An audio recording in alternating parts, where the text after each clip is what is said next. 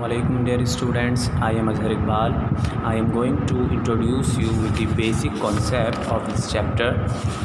Firstly, we will discuss about physics. The word physics comes from a Greek word physikos meaning natural. क्या कहा जा रहा है हमारे पास कि फ़िज़िक्स जो है वो एक ग्रीक वर्ड फिज़िकोस से मिलकर बना है जिसके मीनिंग्स जो हैं वो क्या है, नेचुरल मीन्स कुदरती. Okay, now it is defined as a science which deals with the interaction of matter and energy. क्या कहा जा रहा है कि फ़िज़िक्स जो है साइंस की वो शाख है जिसमें आप मादे और तवानाई के बारे में पढ़ते हैं और साथ ही साथ मादे और तवानाई का आपस में क्या ताल्लुक़ है इस बारे में भी आप किस डेफिनेशन में पढ़ते हैं, फ़िज़िक्स में. ओके, अब फर्दर हम वन बाय वन फ़िज़िक्स की डेफिनेशन को एक्सप्लेन करेंगे. हमारी फ़र्स्ट ब्रांच जो है वो है mechanics. It deals with the motion of object with और विदाउट रेफरेंस टू फोर्स. क्या कहा जा रहा है हमारे पास कि मैकेनिक्स जो है वो फ़िज़िक्स की वो शाख है जिसमें आप किसी भी ऑब्जेक्ट के बारे में पढ़ते हैं कि जब आप उसके ऊपर फोर्स अप्लाई करते हैं तो वो कैसा बिहेव करता है, और जब आप उसके ऊपर कोई फोर्स अप्लाई नहीं करते तो वो ऑब्जेक्ट कैसा बिहेव कर रहा होता है. ओके, सेकंड ब्रांच हमारे पास आ रही है electricity. It is concern with the phenomena and effects related to electric charges. Electricity में आप क्या करते हैं, चार्जेस के बारे में पढ़ते हैं. आपको पता होना चाहिए इलेक्ट्रिक चार्जेस भी आपके पास दो तरह के होते हैं, पॉजिटिव और नेगेटिव, और इनका क्या इफ़ेक्ट होता है किसी भी ऑब्जेक्ट पर, उस बारे में आप किस में पढ़ते हैं, इलेक्ट्रिसिटी में पढ़ते हैं. थर्ड हमारे पास ब्रांच आ रही है electromagnetism. It deals with observation principles, laws and methods that relate electricity and magnetism. Electromagnetism में आप क्या करते हैं, मुशाहिदों के तहत, उसूलों के तहत, कानून और मुख्तलिफ़ तरीक़ों के तहत आप इलेक्ट्रिसिटी और मैग्नेटिज़म और इलेक्ट्रिसिटी का आपस में क्या रिलेशन है उस बारे में आप उसूलों के तहत, कानूनों के तहत पढ़ते हैं. ठीक है. फोर्थ हमारे पास जो ब्रांच आ रही है वो है solid state physics. Solid state physics it is concern with the structure and properties of solid materials. ठोस मटेरियल्स की बनावट और उनकी खसूसियात के बारे में आप सॉलिड स्टेट फ़िज़िक्स में पढ़ते हैं. आपके पास अगली ब्रांच है atomic physics. It is concern with the structure and properties of atom.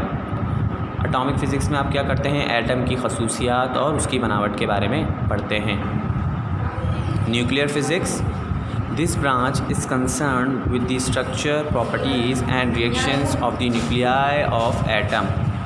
इसमें आप क्या करते हैं, किसी भी एटम के न्यूक्लियस में होने वाले रिएक्शंस और उनका जो इफ़ेक्ट होता है उस बारे में आप किस में पढ़ते हैं, न्यूक्लियर फ़िज़िक्स में.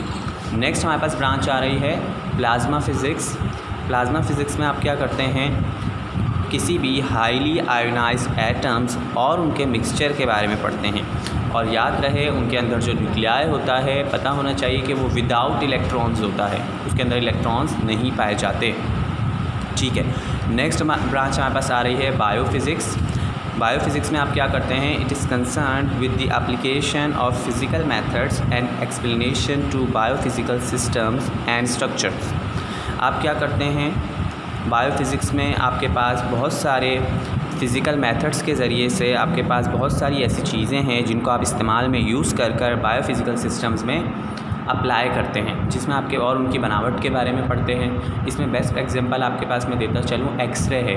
आपको कोई भी डिज़ीज़ होती है वो फॉर्मली अननाउन होती है, पर जब आप एक्सरे अप्लाई करवाते हैं तो डिज़ीज़ ईज़िली अपेयर हो जाती है और आपको अपनी बीमारी समझने में आसानी होती है. नेक्स्ट ब्रांच हमारे पास आ रही है एस्ट्रोफ़िज़िक्स. एस्ट्रोफ़िज़िक्स मीन्स इल्म फ़ल्कियात. It is concern with the study of physics of astronomical bodies.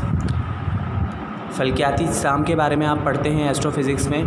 आपको पता होना चाहिए कि इसमें आप जो है बहुत सारी इल्म फ़ल्कियात जो ऐसी चीज़ें हैं जिसके बारे में आप डिटेल स्टडी करते हैं, जिसमें बेस्ट एग्जांपल आपको मैं देता चलूँ, स्टार है, प्लैनेट है, सियारे और सियारों की डिटेल स्टडी आप किस ब्रांच में करते हैं, एस्ट्रोफ़िज़िक्स में. यहाँ तक आज का हमारा लेक्चर एंड हुआ। अब हम इसी की वर्किंग की तरफ चलते हैं। मैं आपको बताता चलूँ कि आप तो पहले एजुकेटर्स का जो एज प्रोग्राम है उसके थ्रू आउट जो आपको वर्किंग दी जा रही है वो एक अलग काम है, और आज का जो आपको लेक्चर दिया गया है उसके साथ इस लेक्चर के बाद मैं आपको वर्किंग बताऊँगा, और डेली लेक्चर के बाद जो वर्किंग हुआ करेगी वो आपको डेली रूटीन में अपनी रजिस्टर में डन करनी है। जैसे ही स्कूल्स ओपन होंगे हम आपका ये सारा काम चेक करेंगे। ओके, अब हम चलते हैं रजिस्टर की वर्किंग की तरफ। ठीक है, तो ये देखिए आपके सामने मैं रजिस्टर रख रहा हूँ जिससे आप देख सकते हैं। फर्स्ट पेज पर आप क्या करेंगे, अपना नेम मेंशन करेंगे, क्लास मेंशन करेंगे।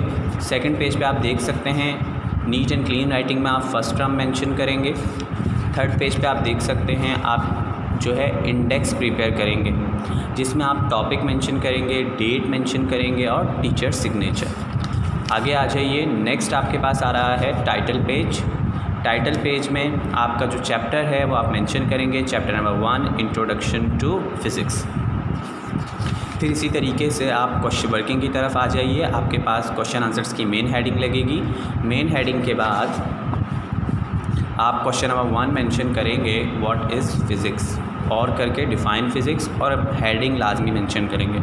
आपके सामने आंसर का पेज नंबर रख दिया गया है। पेज नंबर 2 पर आप टेक्स्ट बुक में देख सकते हैं। आपको जो मैंने फ़िज़िक्स की डेफिनेशन एक्सप्लेन की है वही सारी यहाँ पर लिखनी है।